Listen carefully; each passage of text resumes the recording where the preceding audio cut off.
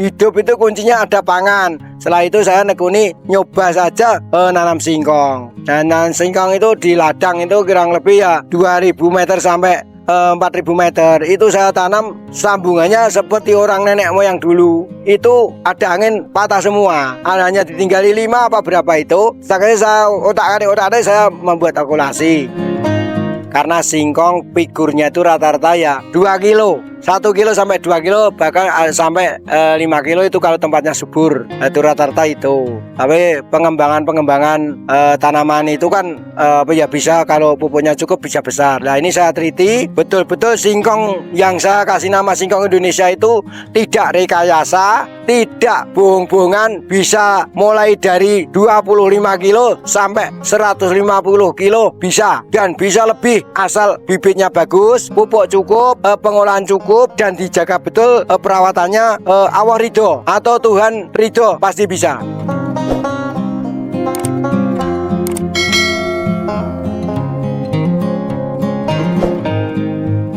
Selamat pagi, Sugeng Enjang.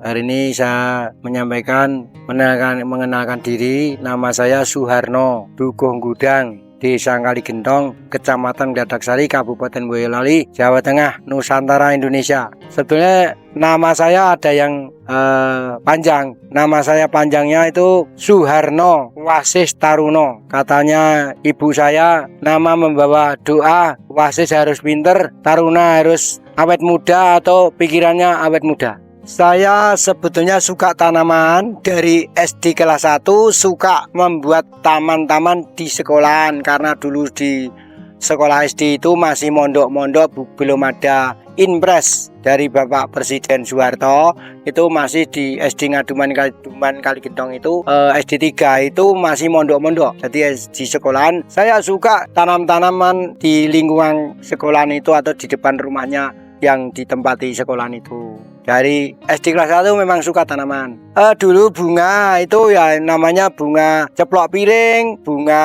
cendokan, namanya bunga pacar bebek, pacar banyu, kremah, itu yang saya tanam di pinggir-pinggir sekolahan itu. Saya mulai nginjak SD kelas 2 baru umur kurang lebih 6 tahun itu di rumah. Saya membuat bibit tembakau sambil membuat bibit tanaman pepaya. Saya membuat bibit pepaya itu waktu itu jualan baru Rp1,5 satu bibit. Dulu belum ada polybag, belum ada plastik. Saya pakai bambu, saya goroi. Masih anak kecil, saya direspon dari BPP Solo 3. Itu bibit saya sering dibeli.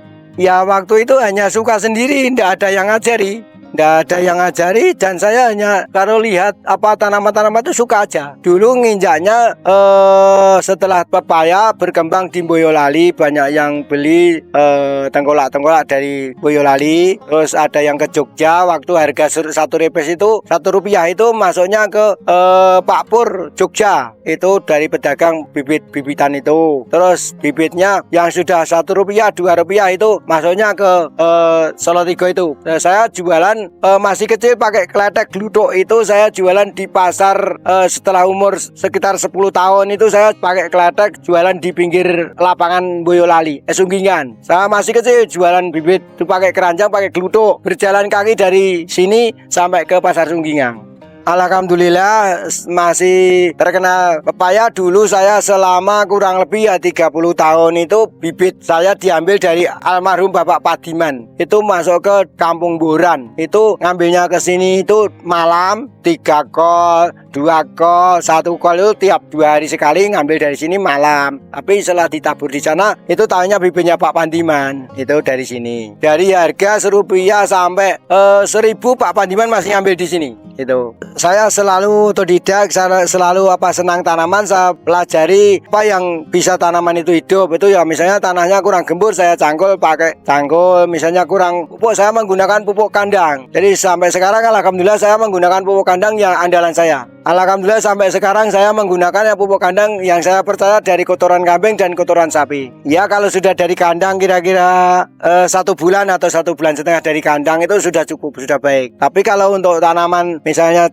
tanaman cabai itu saya harus hancurkan dulu supaya lembut dulu. Kalau zaman sekarang katanya difermentasi, tapi kalau saya dulu hanya saya bolak-balik aja. Ya itu waktu saya kan berlama sekitar tahun 94 itu yang saya tekuni kan betul-betul saya tekuni itu tanaman sengon, cengkeh, akasia yang untuk turus jalan itu saya yang melaksanakan dengan turus jalan itu mulai yaitu di arah telatar itu kanan kiri itu yang nanam akasia itu dulu saya dengan teman saya namanya Pak Suratin. Mas Suratin itu suruh membagikan tanaman, saya yang nanam itu, yang buat lubangan itu saya yang saya tekuni dari tahun 94 itu yang kebanyakan yaitu tanaman keras dari hutan rakyat, dari tanaman perkebunan, ada bibit durian, ada bibit mangga, ada bibit yang namanya apokat sambung. Saya dulu sudah nyambung dari sebetulnya sambungan apokat itu dulu saya sudah pernah. Cengkeh itu saya pernah alhamdulillah gencar-gencarnya cengkeh itu harga naik. Waktu itu pernah saya membuat bibit itu habis modal kumpul-kumpul dikit-dikit sampai habis 50-an juta itu dulu pernah. Itu saya tekuni terus. Dan tempat saya ini sudah pernah untuk pelatihan anak-anak SLTP di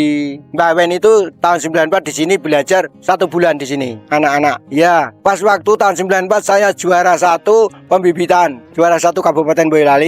Pernah juara 1 hutan rakyat provinsi saya pernah. Ya, tingkat provinsi pernah saya. Alhamdulillah setelah saya itu namanya usaha tanaman, hidup itu kuncinya ada pangan. Setelah itu saya nekuni nyoba saja nanam singkong. Dan nanam singkong itu di ladang itu kurang lebih ya 2000 meter sampai 4000 meter. Itu saya tanam sambungannya seperti orang nenek moyang dulu. Itu ada angin patah semua, hanya ditinggali 5 apa berapa itu. Sekali saya otak-atik saya membuat kalkulasi itu bisa tumbuh. Saya nanam di depan itu kurang lebih hanya 70 batang dulu, terus dibeli Bapak Joko Ngelo itu. Nah saya simpulkan ini sudah uang, akhirnya akan mengembalikan kegiatan saya tekuni membuat 200 batang kok ada yang beli. Akhirnya sampai sekarang saya teliti singkong itu, saya teliti hasilnya bagus. Dan yang dulu awal-awalnya itu bisa sampai 100 kilo lebih, yang namanya bawahnya pakai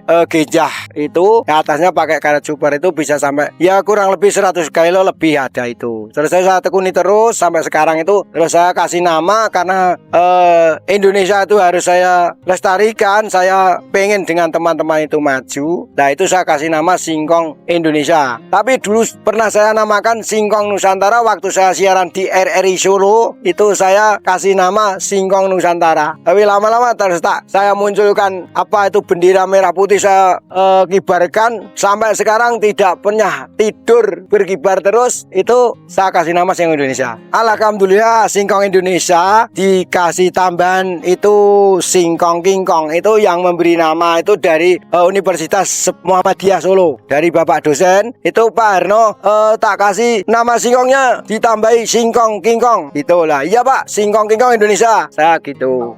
Ya Pak mau tadi dulu. Ya menurut saya terima kasih yang para bapak ibu yang masih belum melajari tanaman singkong, karena singkong figurnya itu rata-rata ya 2 kilo, 1 kilo sampai 2 kilo, bahkan sampai 5 kilo itu kalau tempatnya subur. Itu rata-rata itu. Tapi pengembangan tanaman itu kan ya bisa kalau pupuknya cukup bisa besar. Nah ini saya teliti betul-betul singkong yang saya kasih nama Singkong Indonesia itu tidak rekayasa, tidak bohong-bohongan, bisa mulai dari 25 kilo sampai 150 kilo bisa, dan bisa lebih asal bibitnya bagus, pupuk cukup, pengolahan cukup, dan dijaga betul perawatannya. Allah ridho atau Tuhan ridho pasti bisa lebih dari itu. Ya monggo, kalau yang tidak percaya monggo ke gubuk kerja saya, beli bibit saya persiapkan. Kalau misalnya pesannya agak sampai 1 hektar apakah 5 hektar, itu kalau jarak jauh bisa ngirim. Kalau sampai misalnya keluar Jawa ya, keluar Jawa paling enggak kan 3 hektar itu 1 mobil truk itu bisa. Tapi kalau sementara ini kalau yang paketan saya belum bisa, karena ada ya rawan di kemasan. Ya di perjalanan itu rawan karena ditumpuk dengan barang orang lain. Ya, kalau sedikit berapapun mulai dari 1 batang sampai ratusan itu bisa monggo rawuh ke Gubuk Gejah sini atau datang ke sini. Alamatnya Dukuh Gudang, Desa Kaligentong, Kecamatan Gladaksari, Kabupaten Boyolali, Jawa Tengah. Ya, dan sekali lagi saya mohon maaf kalau ada tutur kata yang itu saya nyampaikan karena orangnya suaranya memang agak suara keras karena saya sering jadi kalau orang Jawa mengatakan sering jadi atur pambagio, biasanya saya suka keras. Mohon maaf. Terima kasih kalau ada yang saya sampaikan itu nanti kurang berkenan dan mohon dimaafkan sebesar-besarnya. Saya akhiri, wassalamualaikum warahmatullahi wabarakatuh.